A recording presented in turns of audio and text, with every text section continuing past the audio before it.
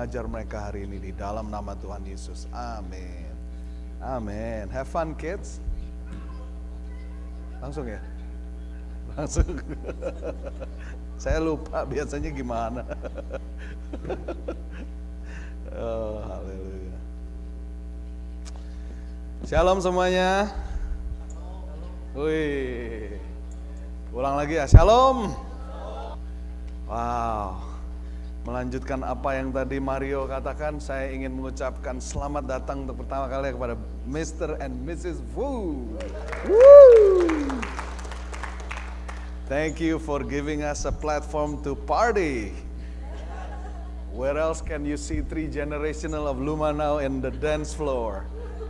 But in the Woos. Woo!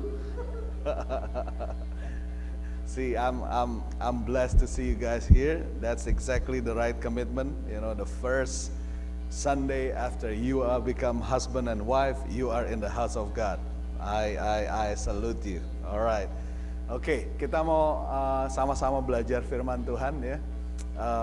Saya mau ajak Anda untuk buka firman Tuhan sama-sama. Minggu lalu saya nggak bisa hadir karena saya terdeteksi positif. Saya emang orang dari dulu positif sih ya gitu. Tapi kali ini positif yang nggak bisa dijadikan satu ruangan gitu. Jadi ya mau nggak mau akhirnya saya harus video sendiri. Itu jam 1 malam saya ke gereja sendirian, taping sendiri gitu ya. Aduh rasanya, aduh ini penyakit jahanam memang gitu ya. Padahal saya nggak sakit, sehat banget gitu, banget sehat gitu. Emang pada dasarnya saya orangnya positif gitu.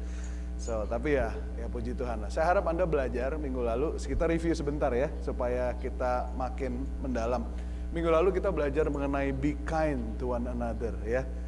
Saling, kalau bahasa Indonesia dibilang ramah, sebenarnya bukan ramah, tapi apa ya, bermurah hati satu dengan yang lain. Di Efesus pasal yang keempat, ayat 29 sampai 32, dan ada 3 elemen di sini. Yang pertama bicara tentang Roh Kudus, yang kedua berbicara tentang menyingkirkan semua kejahatan, yang ketiga berbicara mengenai bermurah hati, kemudian berbelas kasihan dan saling mengampuni satu dengan yang lain. Nah, kita belajarnya dari bawah ke atas ya, seperti yang minggu lalu saya share di video. Jadi kita harus bermurah hati, berbelas kasihan dan mengampuni satu dengan yang lain. Itu disebut sebagai moral virtues ya. Jadi kebaikan moral. Tetapi sebelum kita bisa punya kebaikan moral, kita harus menyingkirkan dulu kejahatan daripada kedagingan atau vices. Ini yang di ayat sebelumnya ya. Get rid of bitterness. Dan ini semua tidak mudah dilakukan. It's not easy to do this, especially if you're trying to do it on your own strength or on your own positive mental attitude. That's why we need the Holy Spirit. Kita maju ke atas ya, ayat 30. Do not grieve the Holy Spirit of God. Karena Roh Kudus yang memampukan kita untuk mengalami purging our vices, so that we can act on our moral virtues. Ya, minggu lalu saya share beberapa poin. Saya nggak akan share semua, tapi ada yang penting yang saya mau tekankan, bahwa sebagai gereja Tuhan, kita ini diperintahkan, we are tasked on earth, not only to do good works, but also to be God's heart. Ya. Jadi yang terutama bukan kita melakukan pekerjaan baik saja, itu penting, tapi yang paling penting adalah kita memodelkan, merepresentasikan hati Tuhan yang sebenarnya. Ya. Hati Tuhan, sebanyak gereja punya program yang baik, tetapi tidak dilakukan oleh orang-orang yang hatinya itu benar-benar memancarkan hati Tuhan. Daud mengucapkannya dengan baik ini di dalam Mazmur, dibilang loving kindness. Ya dulu ada lagunya kan, ingat ya. Kemurahanmu, thy loving kindness is better than life. Nah, itu luar biasa. Daud benar-benar luar biasa. Dia pasti dapat inspirasi itu dari Roh Kudus mengenai karakter Tuhan. Nah ini, kita sebagai gereja Tuhan, who are we and what are we if we are not kind? Kita boleh megah gedungnya, boleh programnya banyak, tapi kalau kita nggak murah hati, siapa kita? Kita ini gereja apa? What are we representing? Ya. Jadi ingat, not only to do good work, but also to be God's heart. Ada amin? Nah yang kedua, di konteks dari ayat ini kita belajar bahwa sebenarnya yang pertama-tama ini kita harus kind itu kepada keluarga kita dulu. To our family. We are commanded to be kind, compassionate, and forgiving to the family first. Itu ya. Saya research ternyata banyak sekali waktu saya research tentang kindness, itu hampir semua ilustrasinya, beritanya semua tentang random act of kindness. Jadi tindakan kemurahan hati yang random atau spontaneous kepada orang asing yang tidak dikenal. While those are nice, ya kita tahu di sosial media, di YouTube banyak kan orang, toto ngelihat pengemis di jalan, ditolong gitu, padahal udah di plan kayaknya gitu, di belakang ada kamera gitu ya kan. Jadi kayaknya fake banget gitu ya. Orang bisa gitu demi konten, atau ya mungkin bukan demi konten tapi bisa sopan, bisa murah hati kepada orang yang dia kenal, tapi sama istri sendiri kasar, sama suami sendiri nggak sabar, sama anak-anak nggak kind gitu ya, atau sama teman satu gerejanya aja nggak even bisa bicara dengan baik, nggak bisa memaafkan. Nah, inilah teguran Tuhan pada jemaat di dalam kota Efesus yang Paulus katakan, you have to be kind to one another, you have to be forgiving, you have to be compassionate. Fokusnya di gereja itu, ini gereja ini yang lagi ditegur, karena gereja ini di kitab Wahyu ditegur, kamu program bagus, kamu tajam pemahaman imannya, tapi aku punya satu komplain kepada kamu, Tuhan bilang, kamu sudah meninggalkan kasihmu yang mula-mula.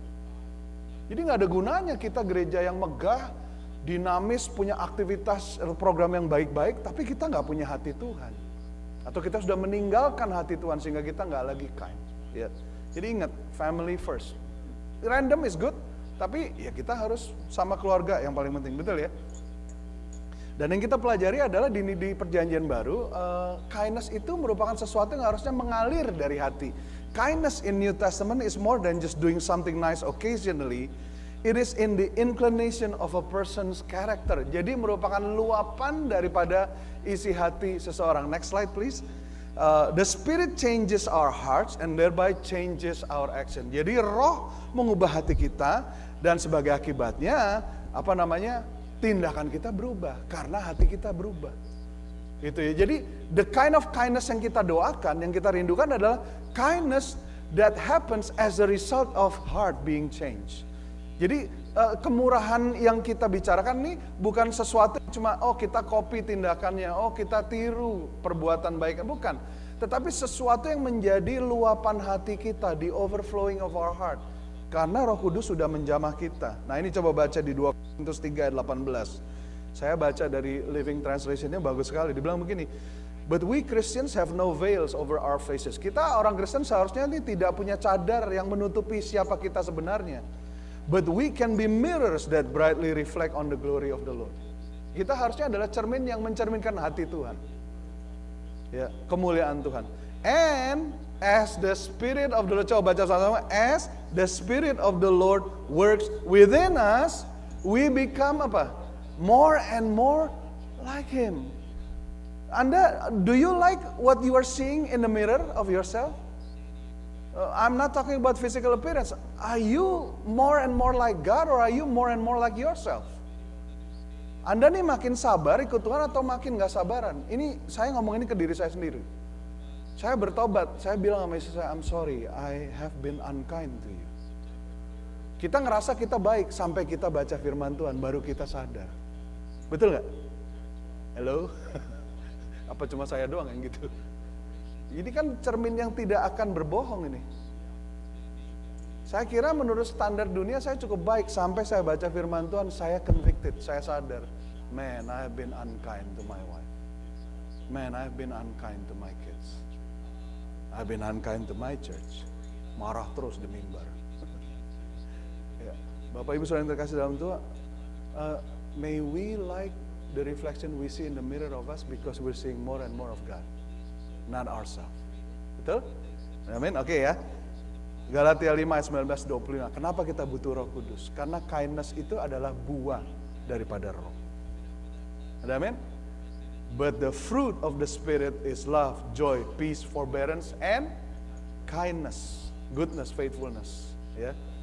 Nah, terakhir kita belajar minggu lalu Amsal 21 ayat 21. Coba baca sama-sama. Whoever pursues righteousness and kindness will find what? Life, righteousness, and honor. Siapa yang mau mendapatkan kehidupan? Mau mendapatkan kebenaran dan kehormatan, ada amin? Kejarlah kemurahan. Kejarlah kindness. Be kind to one another. Amin? Alright, ready to learn new things today? Siapkan Alkitab Anda, kita buka sama-sama.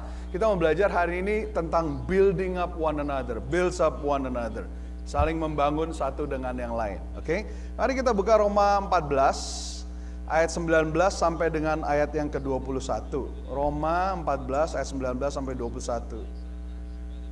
Oke? Kita baca ya, Roma 14 ayat 19.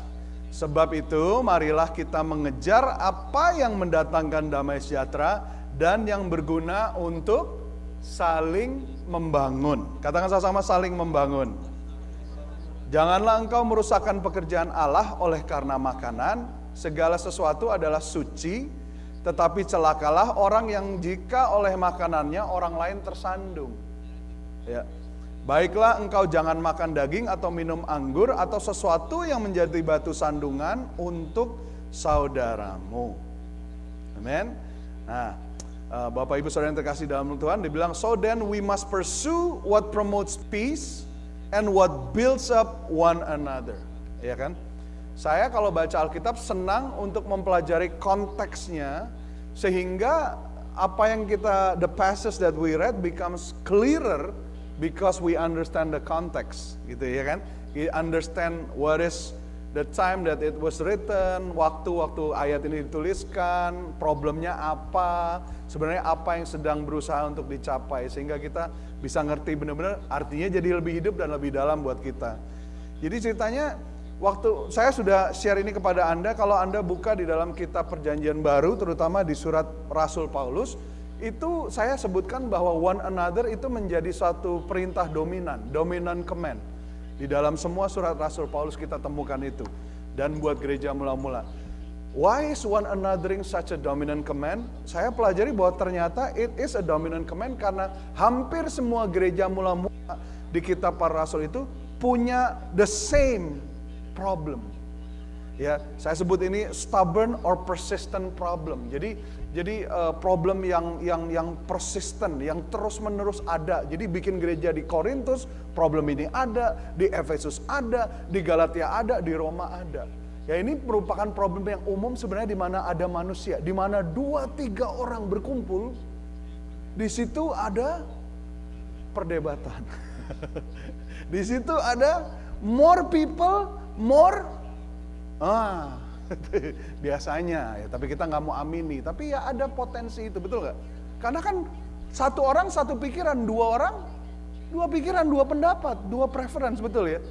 Ya tidak seharusnya kita dipecah belah oleh perbedaan itu. Nah, tapi supaya kita bisa bersatu di tengah kemeragaman, kita perlu pemersatu. Kita perlu satu yang bisa mempersatukan. Nah itu ya. Jadi commonality-nya itu apa? Nah ini yang terjadi. Nah yang menarik adalah, nah ini, jadi gereja mula-mula di early church experience challenges because they grew from monocultural to multicultural. Jadi kalau Anda ingat dulu, ini sebelum Pantekosta Roh Kudus dicurahkan, hanya satu kultur, umumnya kultur apa? Judaism atau Jewish, Israel, betul ya? Jadi simple, lebih gampang. Tetapi begitu Roh Kudus dicurahkan, kalau Anda ingat di Kisah Rasul 2 ayat 5-11, itu orang-orang waktu melihat pencurahan terjadi, mereka bilang begini, mereka semua tercengang dan heran lalu berkata, bukankah mereka semua berkata-kata itu orang Galilea? Maksudnya murid-murid yang mendapat pencurahan. Bagaimana mungkin kita masing-masing mendengar mereka berkata-kata dalam bahasa kita sendiri, yaitu bahasa yang kita pakai di negeri asal kita. Kita orang Partia, Media, Elam, penduduk Mesopotamia, Yudea, Kapadokia, Pontus, Asia, Frigia, Pamfilia, Mesir, dan daerah-daerah Libya. Orang Yahudi maupun penganut agama Yahudi, orang-orang Kreta, dan bahkan orang Arab. Ruwet nggak? Dulu satu kulturnya. Begitu Roh Kudus curahkan, bangsa-bangsa datang. Dan kalau kita punya problem akan multikulturalisme, kita nggak bisa sejalan dengan kerajaan Tuhan. Karena mandat Tuhan jelas di Matius 28, pergilah jadikan semua bangsa. So, you're the first seat maybe for us. I mean, it's nice to have somebody other than Indonesian to be in our midst. Because this is the picture of what heaven will be like. There's going to be tribes, nation, tongues in the kingdom of God. So if you have problem against multiculturalism, you have problem with the mandate and the kingdom of God. And dulu gampang, tapi ini begitu menjadi multikultural, jadi makin susah. Di Boston gitu, dulu semuanya orang Indonesia gampang. Sekarang orang Indonesia yang datang pun nggak ngerti bahasa Indonesia. Ini sebenarnya orang apa kamu? Saya bingung gitu ya kan. Nah, kalau kita udah bukan multikultural lagi, kita multidimensional problemnya. Karena udah bukan cuma kultur, tapi bicara apa? Umur. Kalau di New Hampshire terbalik, dulu semuanya umur 60 ke atas, saya paling muda, enak, saya jadi berondong dulu. Sekarang kita punya generasi kedua yang umurnya 18, 17, yang juga tidak mengerti bahasa Indonesia. Ini orang tuanya nggak ngajarin atau gimana, saya nggak ngerti. Bangga lagi anaknya nggak bisa ngomong Indonesia. Itu kampungan banget menurut saya, karena bahasa Indonesia itu warisan. Jangan sampai Anda nggak bisa ngajarin anak Anda gagal.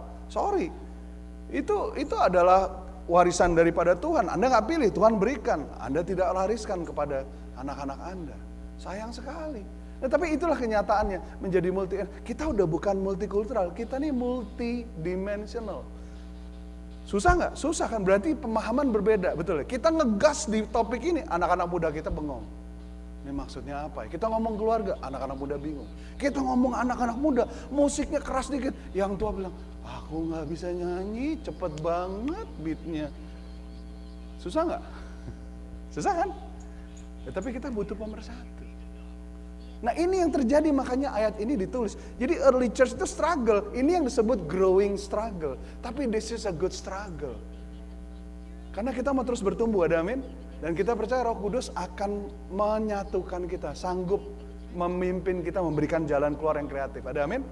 Dan kemudian yang kita pelajari ada ternyata early church ini struggle to put into practice the teaching of Christ on gray areas. Jadi gray areas itu hal yang tidak diucapkan secara jelas. Contohnya, ibadah lebih kudus hari apa? Ya kan? Kalau Anda Roma 14 tolong Anda catat, nanti di rumah pelajari 1 minggu ini. Karena ini luar biasa. Di awal pandemik saya ucapkan ini ke gereja Boston atau di sini ya. Ini merupakan guideline untuk kita hidup berdampingan dengan orang yang berbeda pendapat di gereja. Saya ngomong jelas-jelas awal pandemi, kita tidak akan bertengkar mengenai vaksin dan masker. Kalau Anda mau bertengkar masalah itu, jangan masuk gereja ini. Ada tempat buat kita semua. Ada amin? Nah, itulah yang kita, that's the essence. Nah, gray areas itu atau disputable matters itu yang nggak diucapkan dalam firman Tuhan jelas, tetapi ada sebenarnya hikmat yang bisa dipakai dari firman Tuhan untuk menerapannya. Cuma ini masalah interpretasi yang berbeda. Itu namanya gray areas. Nah, kalau di Roma 14, mungkin Anda ngelihat kelihatannya simple, tetapi di zaman itu hal besar, makan daging sama hanya makan sayuran, vegan. Orang Yahudi yang kuno percaya, oh nggak boleh makan daging, makan sayur. Sementara yang sudah mengalami kemerdekaan dalam Kristus, masa kita punya kemerdekaan dalam Kristus. Kamu kalau makan sayur berarti imanmu lemah. Nah ini bukannya saling menerima, tapi saling menjatuhkan. Terus ada satu yang merasa ibadah tuh lebih kudus hari Sabat. Hari Sabat nggak boleh ngapa-ngapain. Ada lagi yang semua hari adalah hari Tuhan. Nah, bukannya saling terjadi pertukaran pendapat yang saling mengedukasi, memperkaya, mereka saling menjatuhkan, menghancurkan. Nah, ini yang terjadi, makanya ayat ini ditulis. Makanya kalau Anda baca tahu keadaannya waktu itu, ayat ini jadi lebih make sense. So then, we must pursue what promotes peace and builds up one another. Jadi ini yang jadi masalahnya. Nah, masalahnya di early church ini, problemnya sama, berarti nggak beda. Zaman sekarang kita juga gitu, sejak election kemarin, we are polarized as ever. Yang bikin makin parah politik. Makanya kasihan kalau orang Kristen udah tahu kebenaran tapi debat politik. Anda udah tahu kebenaran kok malah mau dipecah belahkan oleh politik, janganlah. Nggak perlu kita begitu. Anda mau pilih dengan keyakinan, tetapi jangan keyakinanmu di dalam politik itu menentukan your kindness to other people. And then unfriend each other. Anak kecil sekali. Gitu loh. I know what I believe and I know what I choose. But more importantly, I know my God. I know my faith. Dan itu lebih penting dari apapun juga. Nah ini latar belakang. Jadi Bapak Ibu Saudara yang terkasih dalam Tuhan, unfortunately di gereja di Roma, di Galatia, di Efesus, di Korintus, di Kolose, ada begitu banyak orang yang lebih mementingkan dirinya sendiri. Dan mereka berpikir ini adalah service mereka kepada iman mereka, karena mereka percaya Tuhan. Padahal, actually they are being selfish. They don't realize that God saved them and plant them to be around people. Mereka nggak sadar bahwa Tuhan menyelamatkan mereka dan menanam mereka untuk berada di kekeliling orang lain. Kingdom itu bukan satu orang dan bukan cuma Anda, tapi tribes, tongues, nations, different people that might not look like you, talk like you, or have like the same thing that you like. But that's the kingdom, and we are called into the kingdom. Nah ini yang terjadi. Makanya kita akan terus selalu mengalami perbedaan ini, dan kalau pikiran kita tidak dibentuk di dalam koridor daripada iman kita, yang ada adalah gereja akan terus-terusan berantem. Ya. Nah, let me say this. When in doubt, we must put on love, which binds us all together in perfect harmony. Di saat kita ada perbedaan dan tidak yakin, kita harus mengedepankan kasih yang menjadi pengikat yang mempersatukan kita untuk mencapai keutuhan yang baik. When in doubt. Ini kan ada gray matters tadi kan, disputable matters ya kan. Yang satu percaya makan daging, yang satu bilang oh jangan makan daging, yang satu percaya hari ini lebih kudus, yang satu hari ini lebih kudus. Nah itu di zamannya Roma. Zaman sekarang mungkin beda lagi, yang satu percaya vaksin, yang satu tidak percaya vaksin, yang satu percaya masker, yang satu nggak percaya masker, dan saling bunuh-bunuhan. Ini di mana dasarnya di Alkitab? Semua interpretasi nggak ada secara literal, tidak ada. Nah itu namanya gray matters, disputable matters. Alkitab katakan do not fight over disputable matters, but put on love. Kasihlah. Jadi terimalah, Roma 14 itu dibilang, terimalah orang yang lemah imannya tanpa mempercayai kelemahannya. Ini dibilang jelas. Coba ya dibaca. Nanti di rumah baca ya Roma 14 ya. Yang seorang yakin bahwa ia boleh makan segala jenis makanan. Tetapi orang yang lemah imannya hanya makan sayur-sayuran saja. Nah, Anda jangan tersinggung kalau Anda hanya makan sayuran, di sini dibilang Anda lemah. Itu figuratif ya.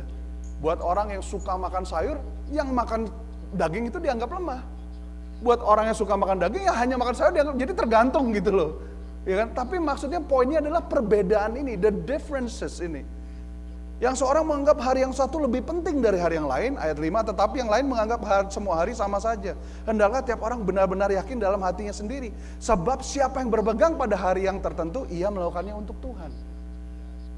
Be firm in your own faith and then use it to build your relationship with God, and don't judge others or measure them up with your own conviction.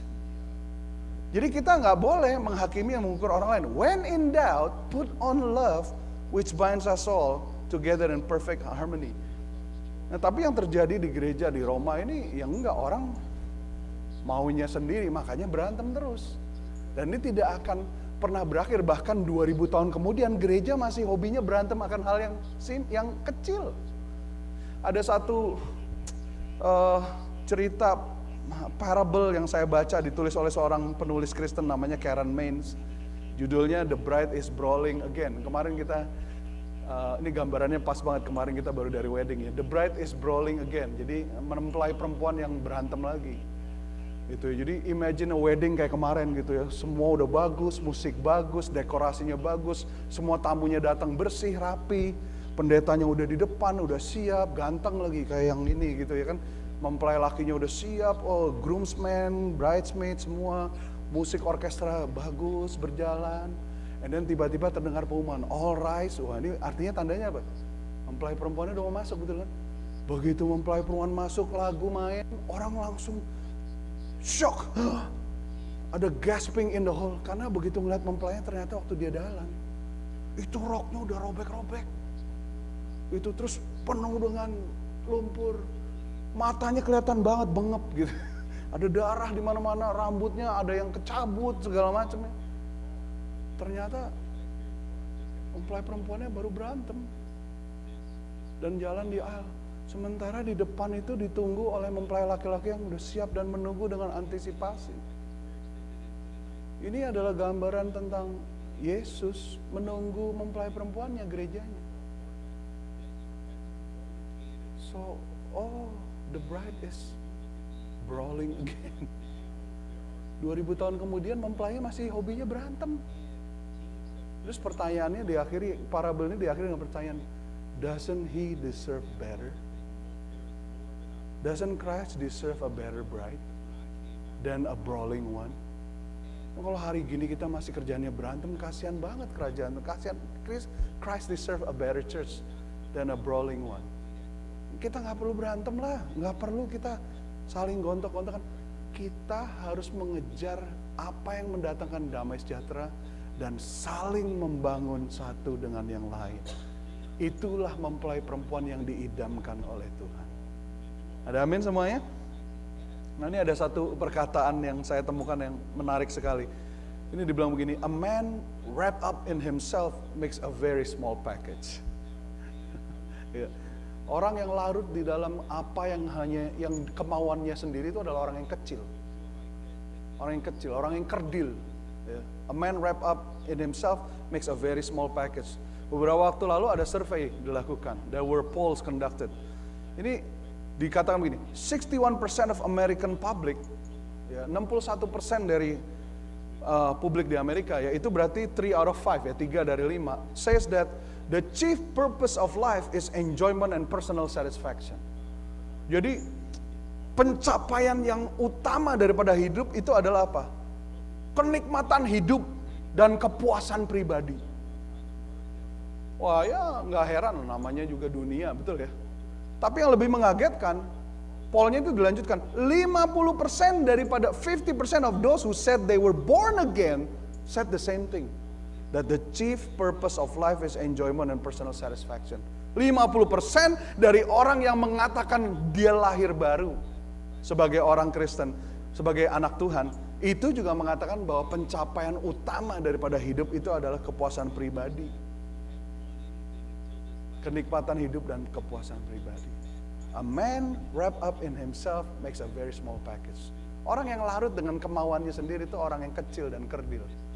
Dia tidak akan menjangkau, tidak akan mengubah apa-apa. Bapak Ibu Saudara yang kasih Tuhan, when in doubt put on love. Kita jangan mengedepankan apa yang kita mau saja. Tapi kita harus mengejar apa yang mendatangkan damai sejahtera dan saling membangun. Coba ini baca di Roma 14 ayat 7 sampai 8, ini bagus sekali, dibilang, sebab tidak ada seorang pun di antara kita yang hidup untuk dirinya sendiri, dan tidak ada seorang pun yang mati untuk dirinya sendiri. Sebab jika kita hidup, apa?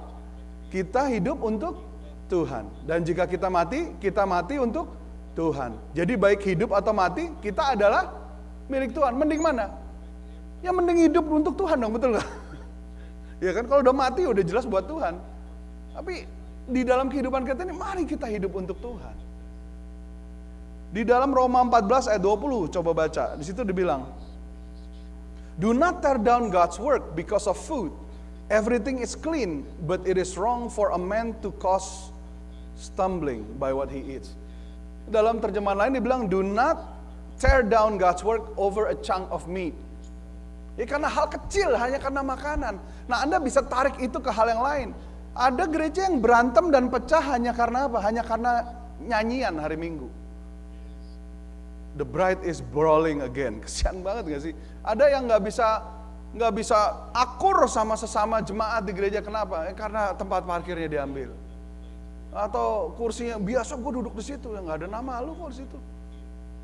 Atau hal yang kecil lah. Believe me, I've lived long enough to see how fights have been started over such a ridiculous petty little things. Yang mungkin anak sekolah minggu kita bisa ngajarin kita lebih baik daripada itu. Maybe our Sunday school can teach us better how to be civil, how to pursue kindness, love, and harmony. Don't tear down the good works of God over simple little things, petty little things. 1 Korintus 8 ayat 8 sampai dengan 9. Wah, ini luar biasa. Dibilang apa? Mana ini bahasa Indonesia? 1 Korintus 8 ayat 8 sampai 9. Makanan tidak membawa kita lebih dekat kepada Allah. Kita tidak rugi apa-apa kalau kita tidak makan, dan kita tidak untung apa-apa kalau kita makan. Tetapi jagalah supaya kebebasanmu ini jangan menjadi batu sandungan bagi mereka yang lemah. Jaga, mari.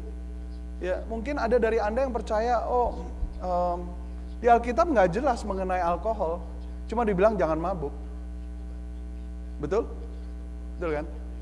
Tapi ada beberapa pengajaran di Alkitab yang kita bisa ambil, aplikasikan untuk kita tidak menyalahgunakan alkohol. Betul? Oh iya, di Alkitab dibilang dulu ada problem mengenai makan makanan korban persembahan. Paulus bilang makan, segala sesuatu yang dipersembahkan dan dimakan dengan ucapan syukur itu nggak apa-apa, betul nggak? Betul. Tapi dibilang kalau waktu kamu makan, ada orang yang imannya belum nyampe, dan ngelihat kamu makan dan dia menghormati kamu, dan gara-gara kamu makan dia tersandung, kamu berdosa. Berarti prinsip apa di sini? Kalau kamu hidup bukan buat diri kamu sendiri, sekalipun kamu punya kebebasan. Kamu percaya makan itu tidak mempengaruhi apa-apa terhadap hubungan kamu dan iman kamu dengan Tuhan, betul? Tetapi itu akan mempengaruhi hubungan kamu dengan orang lain. Anda sudah bersama saya sudah lama. Pernah saya larang? Pernah saya ngomong, jangan minum? Enggak. Saya daripada ngelarang, mendingan saya contohin yang baik apa. Ada waktunya saya minum, kalau saya ada, dan saya bukan peminum ya, ini terekam. Ada waktunya saya minum wine, ada waktunya saya tidak minum wine.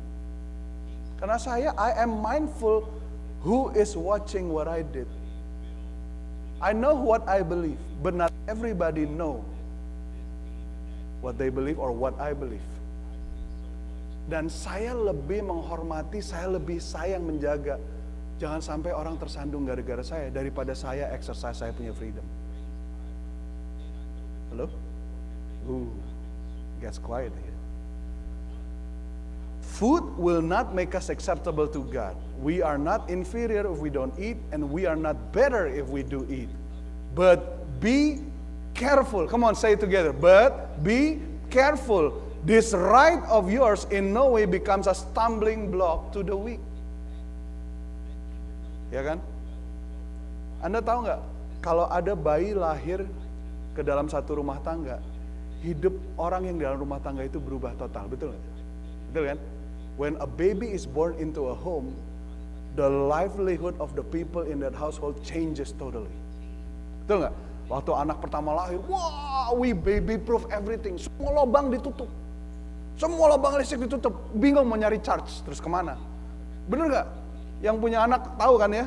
Atau punya ponakan, semua yang lancip-lancip, dikasih bumper, betul nggak? Iya kan? Terus kita nggak bisa ngomong sama anak, lu mesti tahu dong ini bahaya. Kenapa hidup gue yang berubah? Kenapa nggak hidup lu yang berubah? Gitu ngomong ke anaknya kan nggak realistik, betul nggak? Kita ngerti itu terhadap anak kita, tapi kita nggak ngerti itu sama orang yang belum dewasa secara rohani. Dan kita bilang, wait, no, nggak ada condemnation dalam Tuhan. Saya sudah dibenarkan di dalam salib Tuhan. Man, kamu pinter keminter namanya kalau orang Jawa bilang. Pinter tapi nggak benar-benar pinter gitu. Come on. Okay, look at this. We need to apply the law of love. Love that balances out our liberty in Christ and your knowledge of what you can and what you cannot do. Jadi kita ini perlu mengaplikasikan, mengedepankan hukum kasih. Kasih yang membalance antara kemerdekaan dalam Kristus dan juga pengetahuan akan apa yang kita tahu bisa dilakukan dan yang tidak dapat dilakukan. Ini selalu berantem dua hal ini, liberty in Christ and knowledge. Berantem. Orang yang percaya vaksin bilang, ini scientific data ini nih. Terus sebentar ada orang yang debat masalah rohani antara sains yang gak ada hubungannya. Ini kan disputable matters, gray areas. Nggak ada di Alkitab bilang janganlah vaksin, nggak ada. Yang ada adalah apa? Kasihilah sesama. When in doubts, we need to apply the law of love. Love that balances out. Restrain your liberty. Kalau kita ngalah tuh bukan berarti kita kalah. Halo? Tapi kita ini sedang menghormati Kristus. Nah ini, baca 1 Korintus 10 ayat 23 sampai 24. Baca. 1, 2, 3. Everything is permissible, but not everything is helpful. Everything is permissible, but not everything builds up. No one should seek his own good, but the good of other person. Segala sesuatu diperbolehkan benar, tapi belum tentu bukan segala sesuatu berguna. Segala sesuatu diperbolehkan benar, tetapi bukan segala sesuatu membangun. Jadi yang perlu adalah hanya yang berguna dan membangun. Boleh aja. Boleh, tapi belum tentu berguna dan gak membangun siapa-siapa, hanya menyenangkan dirimu sendiri. It's permissible, but it's not necessarily helpful and builds up other people. What it does is just satisfy your own craving, your own itch, your own self-righteousness. But it doesn't glorify God. It doesn't elevate other people who's watching you doing it. Kita nih nggak bisa cuma mencari kesenangan diri kita sendiri. Saya sebagai gembala sini saya nggak bisa. Oh, pokoknya lagu ini nggak boleh, hanya lagu ini. Ya nggak bisa lah. Yang nyembah kan bukan cuma saya. Nggak bisa begitu. Kita harus mencari yang menjadi keuntungan, keberuntungan kita bersama. Ya kan? Nah, di dalam ayat ini kita jelas melihat hanya ada 2 jenis orang.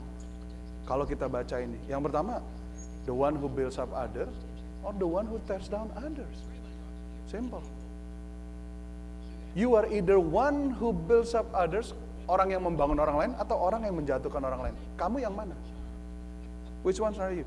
Or, in other terms, different types is one who become a stepping stone, or one who becomes a stumbling stone. Karena kata stumble itu banyak di ayat ini. Roma 14 baca deh, aduh bagusnya luar biasa. Saya udah puluhan tahun jadi orang percaya, jadi pendeta udah 25 tahun sekarang di Boston. Saya baca Roma 14 tuh nggak tahu udah saya ulang berapa kali untuk mengingatkan saya. Mengingatkan saya. Gimana esensi dari hidup berjemaat bersama dengan orang lain. Kamu mau jadi apa? Batu loncatan membuat orang lain naik kelas, atau kamu batu halangan yang membuat orang jatuh? Batu sandungan. Which one are you? Nah, as we face differences of opinions and beliefs, this is a question that you have to ask yourself. What does love requires of me? Pada saat kita menghadapi perbedaan pendapat, perbedaan kepercayaan, Anda harus tanya ini, apa yang dituntut dari kasih untuk saya lakukan? Mungkin Anda mau khotbahin orang itu, mungkin Anda mau menyatakan, buktikan kesalahan dari kepercayaan orang itu. But that's not love, that's your ego. That's your need of self-justification. Itu kebutuhanmu sendiri untuk pembenaran diri sendiri. That's not what God teach us or call us to do. What God says, we must pursue what brings harmony and peace. You may win a debate, but lose a friend. Anda bisa memenangkan perdebatan, tapi kehilangan hubungan baik. Seringkali ini kita nih cuma mau pembenaran diri sendiri, tapi bukan mencari perdamaian dan kesatuan. Anda harus tanya, apa yang dituntut dari kasih ya kepada saya? Love would require that we become merciful, or we become kind, that we accept one another without, pointing out their own weakness, because we have weakness too. Love would requires that we enlarge our hearts to include other people. Kasih menuntut kita untuk murah hati, berbelas kasihan, ampuni, memperlebar hati kita sehingga orang lain bisa termasuk di dalam. That's what love requires of us. I love those of you who believe in vaccine and those who doesn't, because that's what love requires of me. I love those of you who vote for this candidate and that candidate. Why? Because that's what love requires of me. That's what Jesus requires of me. We must put on love. We may be different on all facets, but we are one in Christ. Kita mungkin berbeda dalam hal yang lain, tapi kita dipersatukan oleh Kristus. Amin. Ada amin semuanya? Rochester City Blessing Church yang di sini, yang di online, napas supaya jangan biru. Ada amin semuanya? Oke, saya mau tutup dengan nih, ways we can build one another. Bagaimana caranya kita bisa membangun satu dengan yang lain. Kita belajar banyak dari ayat. Nanti Anda dengerin lagi, baca lagi di rumah ya. Yang pertama, dari kita punya teladan, our example. Ya kan? Roma 14 dibilang lagi, it's a noble thing not to eat or drink wine or do anything that makes your brother stumble. Ya kan? Adalah hal yang baik untuk kamu nggak makan daging atau minum anggur atau melakukan apapun juga yang bisa menjadi batu sandungan bagi saudaramu. It means apa? What you do matters. What you do matters. You can do it. You are free to do it. And the liberty in Christ guarantees you for it. Anda bisa melakukannya kok. Nggak ada tuduhan. Dan kemerdekaan dalam Kristus menjamin hak Anda untuk hidup dalam kemerdekaan. Tapi everything is permissible, but not everything is helpful. Everything is permissible, but not everything builds up. Segala sesuatu diperbolehkan, belum tentu membangun, belum tentu menolong. Yang kedua, ways we can help one another. Ini perkataan kita, our words, ya kan? Ini yang paling gampang, tapi juga yang paling susah dikendalikan. Halo? Dan kalau saya bilang perkataan bukan hanya yang diucapkan loh, tapi juga yang diketik. Bukan cuma hanya yang diketik di email atau di teks, tapi di sosial media. Halo? Nah ini, do not let any unwholesome talk come out of your mouth. Jangan ada perkataan yang unwholesome apa tuh? Do not let any unwholesome talk, word that comes out from your mouth. Perkataan kotor keluar dari mulutmu. Tapi pakailah perkataan yang baik untuk membangun di mana perlu, supaya mereka yang mendengarnya beroleh kasih karunia. Only what is helpful in building up others. Ini Amsal 12 ayat 25 dibilang, Proverbs 12:25. Anxious fear brings depression, but a what? Come on, say it together. A life-giving word of encouragement can do wonders to restore joy to the heart. Is your words life-giving or not? Or is it joy-sucking? Everybody brings joy. Some by coming, others by leaving. Which one are you? Semua orang mendatangkan sukacita. Ada yang karena dia hadir, ada yang karena dia pulang. Anda yang mana? Ya kan? Yang ketiga, ways that we can build one another. Our spiritual gift, karunia rohani kita. Ini 1 Korintus 14 ayat 12 bilang begini. Demikianlah pula dengan kamu memang berusaha untuk memperoleh karunia roh. Tetapi lebih daripada itu, hendaklah kamu berusaha mempergunakannya untuk membangun jemaat. So it is with you, since you are eager of the gifts of the Spirit, try to excel in those that build up the church. Okay, you have the gift of the Holy Spirit, that's good. But if you are using it just to make yourself look good, that's not the purpose why the gift was there in the first place. Ada orang yang in love with their own shadow. Ada orang yang mencintai bayangannya sendiri, mencintai suaranya sendiri.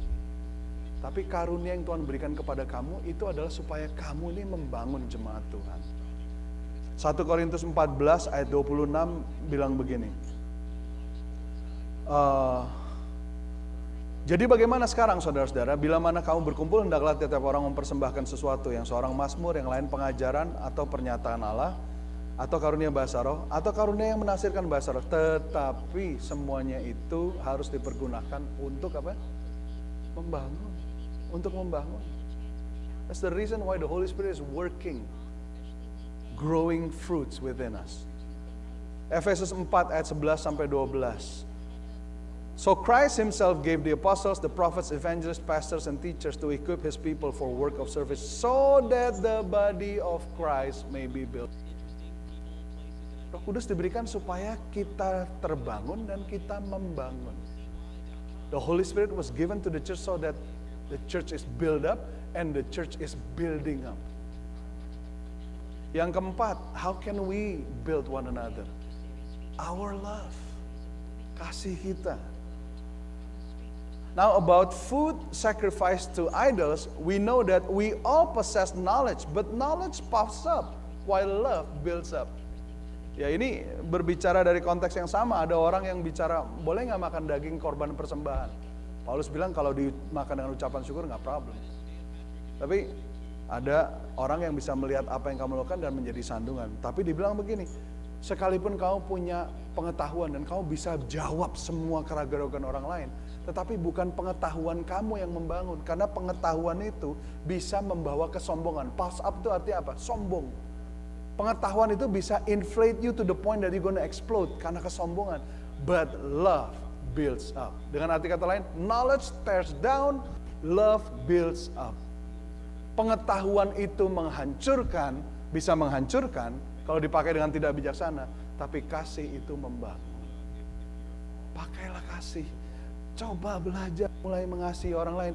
Tuhan ngomong loh, kasihilah Tuhan Allahmu. Come on, help me. Dengan segenap kekuatanmu, dengan segenap jiwamu, dengan segenap akal budimu. Kemudian apa dia bilang? Kasihilah sesamamu manusia seperti kamu mengasihi dirimu sendiri. Yang kelima, doa kita. How can we build other people? Our prayers. Ini Paulus ngomong kepada jemaat di Kolose. Ada seorang leader namanya Epaphras. Ini dia hobinya mendoakan semua orang yang di gereja. Dan dikatakan begini, he is always wrestling in prayer for you, that you may stand firm in all the will of God and mature and fully assured.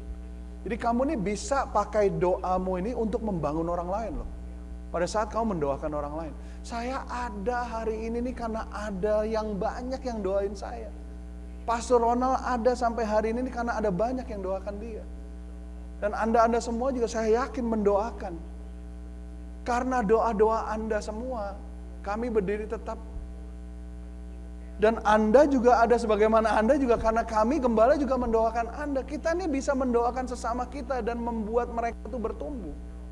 Doa kita itu powerful karena doa orang benar apabila dengan yakin didoakan apa? Besar kuasanya. The prayer of the righteous availed much. Is highly powerful. Yang terakhir, dengan perkataan Tuhan. We can build one another by the word of God. Now I commit you to God and to the word of His grace, which can build you up and give you an inheritance among all those who are sanctified. Mari, saling menguatkan satu dengan yang lain dengan firman Tuhan. Saya punya beberapa hamba Tuhan yang menjadi mentor saya yang dari waktu-waktu itu suka kirim saya teks. AZ, you are on my mind and in my prayer. And this is what I got for you when I pray for you. And then dikasih ayat. Let me tell you something. Getting that is like mendapat siraman air yang segar di tengah padang gurun. The word of God is powerful because it's not the word of man. Firman Tuhan itu luar biasa berkuasa karena bukan perkataan manusia. Firman Tuhan tidak akan gagal. Akan melaksanakan apa yang dilepaskan. Seperti missile, smart missile.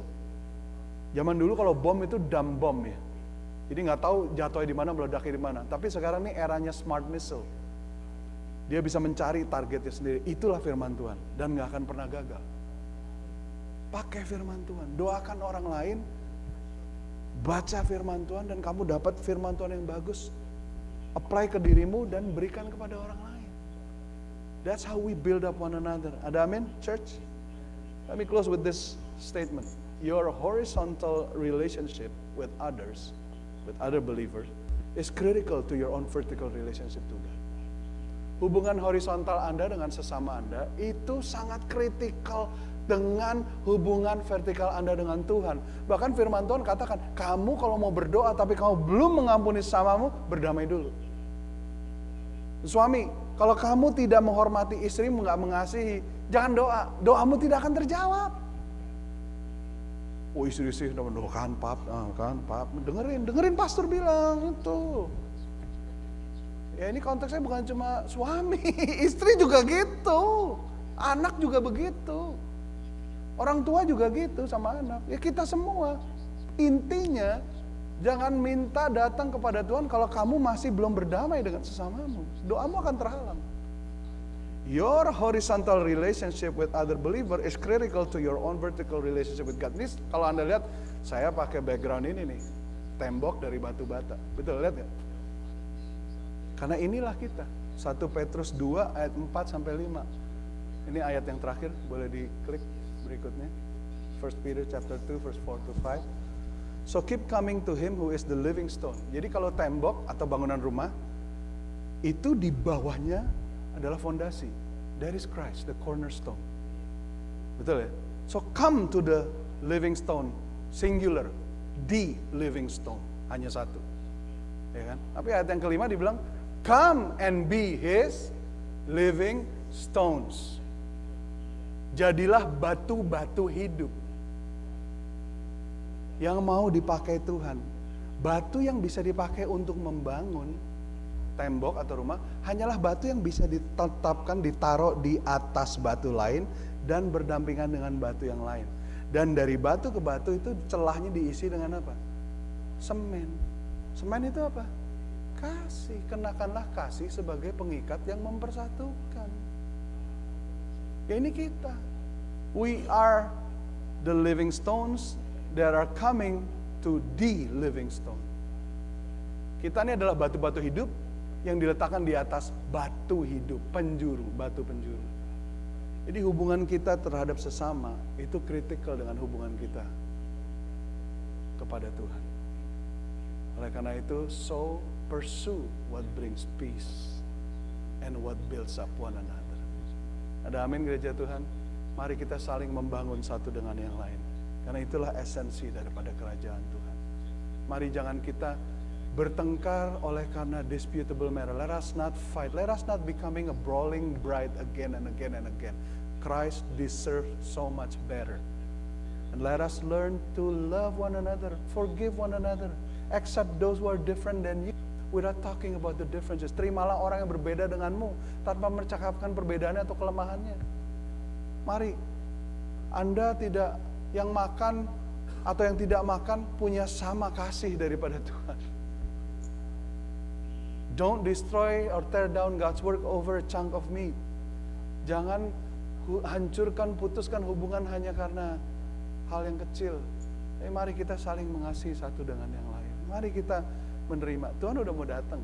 Apa kita masih mau berantem terus-terusan? Let us be known as a church that loves God and loves one another. Let us pursue what brings peace and harmony, and let us build one another. Because that's what a church is all about. Let's pray. Bapa, kami bersyukur hari ini oleh karena firman-Mu, ajar kami untuk saling membangun satu dengan yang lain, untuk mengejar apa yang mendatangkan damai sejahtera. Tuhan, jauhkan kami dari pertengkaran yang tidak mendatangkan kebaikan atau memuliakan nama-Mu sama sekali. Tapi biar kami boleh menjadi orang yang benar-benar menggambarkan kasih-Mu. Karena Engkau memanggil kami bukan hanya untuk melakukan pekerjaan baik, tetapi juga untuk menjadi hati Tuhan di tengah-tengah dunia. Terima kasih Tuhan. Jamah setiap jemaat. Help us Lord, that we will commit to pursue what brings peace and harmony, and also that we would build one another. Thank you Jesus. Thank you Lord. Jemaat yang dikasih dalam Tuhan, saya undang Anda untuk bangkit berdiri dan pulanglah di dalam damai sejahtera. Terimalah firman Tuhan. Dan saat Anda meninggalkan tempat ini, saya mau mengingatkan Anda bahwa Anda memasuki ladang misi yang sesungguhnya di luar gedung ini. As you leave this place, I want to remind you that you are entering the true mission field out there. Out there is where your application of the Word of God is most needed, not in this building. Di luar sana adalah pada saat aplikasi daripada apa yang Anda pelajari di sini, itu sangat diperlukan, bukan di dalam sini. Mari kita menjadi cerminan daripada kasih Tuhan, hati Tuhan. Let us become the very mirror that reflect on the glory of God. Now may the God of hope fill you with all joy and peace as you trust in Him, so that you may overflow with hope by the power of the Holy Spirit. The Lord bless you and keep you. The Lord make His face shine upon you and be gracious to you.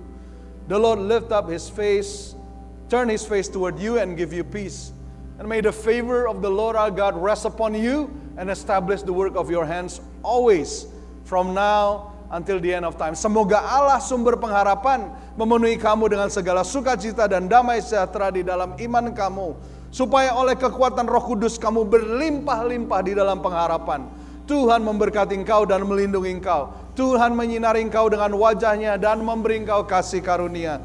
Tuhan menghadapkan wajahnya kepadamu dan memberi engkau damai sejahtera. Kiranya kemurahan Tuhan Allah kami atas kami, dan teguhkanlah perbuatan tangan kami selama-lamanya, dari sekarang dan sampai selama-lamanya. Dan semua umat Tuhan yang percaya katakan, amin, amin, amen. God bless you all. Happy Sunday. Love God, love one another.